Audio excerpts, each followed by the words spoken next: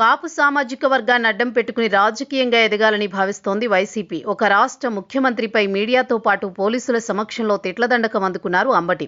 అటువంటి నేతను పట్టుకుని ఇప్పుడు కాపుల్లో కాకరేపాలని చూస్తోంది వైసీపీ. ఎంతలా అంటే వంగవీటి మోహనరంగ సరసన అంబటిని చేర్చారు అంటే ఏ స్థాయి రాజకీయం చేస్తున్నారో అర్థమవుతోంది. ప్రతి ఒక్క వైసీపీ కాపు నాయకుడు ఇప్పుడు అంబటి కుటుంబాన్ని పరామర్శిస్తున్నారు. చివరకు వంగవీటి కుటుంబానికి చెందిన వంగవీటి నరేంద్ర సైతం మోహన్ రంగాతో అంబటి రాంబాబును పోల్చడం మాత్రం అదోలా ఉంది. కాపు రాజకీయం చేయడం ద్వారా మరోసారి అధికారంలోకి రావాలన్నది వైసీపీ ప్లాన్. అందుకు చాలా లెక్కలేసుకుంటోంది ఆ పార్టీ.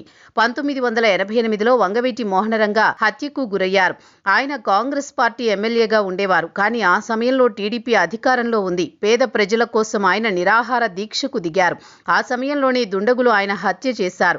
అయితే దానిని కుల రాజకీయంగా ముద్రించారు. దీంతో 1989లో టీడీపీ అధికారానికి దూరం కావలసి వచ్చింది. ఆ ఘటనతో టీడీపీ పట్ల కాపుల ఆగ్రహం పెంచుకోవడంతో దానికి మూల్యం చెల్లించుకుంది. అయితే తర్వాత వచ్చిన కాంగ్రెస్ ప్రభుత్వం సైతం తమ సొంత పార్టీ ఎమ్మెల్యే మోహనరంగ హత్య విషయంలో ఎటువంటి పురోగతి సాధించలేకపోయింది. 2014 ఎన్నికల్లో కాపులకు రిజర్వేషన్లు కల్పిస్తామని చంద్రబాబు హామీ ఇచ్చారు. అధికారంలోకి వచ్చిన తర్వాత రిజర్వేషన్ల కోసం పోరాటం చేశారు ముద్రగడ. ఉద్యమాన్ని పతాక స్థాయికి తీసుకువెళ్లే క్రమంలో హింసకు దారితీసింది. ఎంతో మంది అరెస్ట్ అయ్యారు కూడా. ఈ ఘటనతో కాపుల ఆగ్రహం చెందారు. దాని పర్యవసానంగా 2019 ఎన్నికల్లో టీడీపీ ఓడిపోయింది. కాపులు దూరం కావడంతోనే అలా జరిగింది. అయితే ఎంతో ఆశతో వైఎస్ఆర్ కాంగ్రెస్ పార్టీని గెలిపిస్తే టీడీపీ కల్పించిన రిజర్వేషన్లను సైతం రద్దు చేసింది జగన్ సర్కారు. కాపులు కూటమి వైపు కొనసాగుతూ వచ్చారు. అయితే ఇప్పుడు అంబటి ఘటనతో కాపులను తమ వైపు తిప్పుకోవాలని వైసీపీ చేయని ప్రయత్నం లేదు.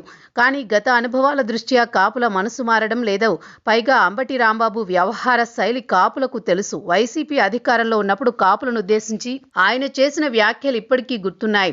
ఆయనను ఎంతమాత్రం నమ్మే స్థితి ఉండదు. కానీ వైసీపీ కాపు నేతలకు మాత్రం హైకమాండ్ కీలక ఆదేశాలు ఇచ్చి పంపుతోంది. ఒకవైపు అంబటి కుటుంబ సభ్యులను పరామర్శ, మరోవైపు జైలులో అంబటిని పరామర్శించడం వంటి వాటితో కాపు రాజకీయాన్ని కాకరేపాలని చూస్తోంది వైసీపీ.